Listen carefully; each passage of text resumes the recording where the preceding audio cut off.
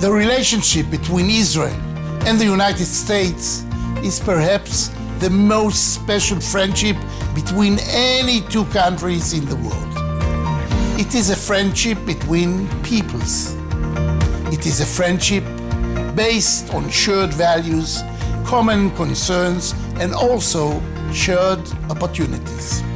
The Beard Foundation is perhaps the best example of how we come together in innovation, in development, and in cooperation.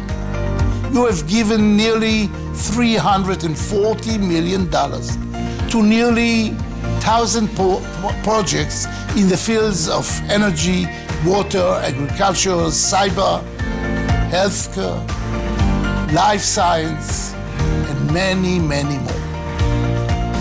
With your support, Israelis and Americans are working together to answer some of the most important questions that face us all today. The Beard Foundation is an example to the whole world.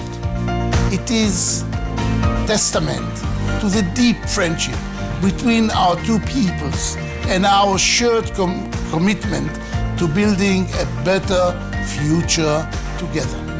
I wish you all many more years of success.